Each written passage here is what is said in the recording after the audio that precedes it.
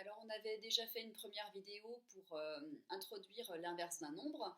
Là, il suffit de revoir un petit peu la vidéo si vous aviez des difficultés et pour pouvoir répondre maintenant à ces deux questions-là. Quel est l'inverse de -4 et quel est l'inverse de 5 sixièmes? Donc, répondez à l'écrit sur une feuille ou dans votre cahier en faisant pause. Et à tout de suite pour la correction.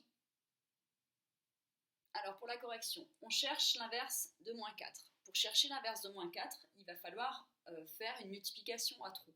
Donc, on va chercher -4 fois quel nombre va nous donner la valeur 1. C'est ça la définition de l'inverse. C'est l'inverse de -4, c'est chercher quel nombre est multiplié par -4 et donne la valeur 1. Alors, -4 fois combien fait 1? Donc déjà, le premier réflexe, c'est donc de s'intéresser au signe. C'est un nombre négatif multiplié par un nombre qui va donner un nombre positif. Donc ce nombre-là doit être un nombre négatif. Donc on sait déjà qu'on va avoir un nombre négatif. Et 4 fois combien fait 1? 4 fois combien fait 1 euro? 4 fois 25 centimes. Maintenant, on peut aller sur les nombres décimaux, mais le réflexe le plus intéressant d'avoir quand on parle d'inverse, c'est de travailler en fractions. Donc l'inverse de 4, on peut aussi se dire c'est l'inverse. Donc l'inverse de -4, c'est pareil que -4 sur 1. Vous pouvez aussi le voir comme 4 sur 1. Donc son inverse, c'est 1 quart. Comment en être persuadé? Si vous le simplifiez par 4, vous arrivez bien à -1, donc à 1. Donc pensez toujours l'inverse d'un nombre, vous inversez numérateur et dénominateur. Donc pour répondre à la question, l'inverse de -4, c'est -1 quart.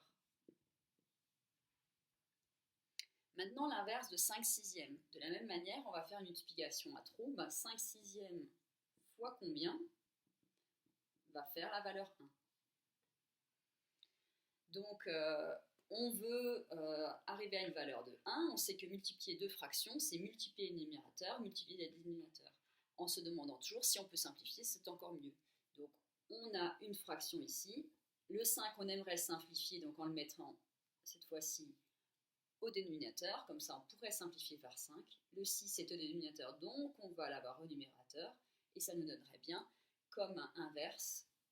Donc 6 cinquièmes, l'inverse de 5 sixièmes, c'est 6 cinquièmes. Donc la réponse, l'inverse de 5 sixièmes, c'est 6 cinquièmes.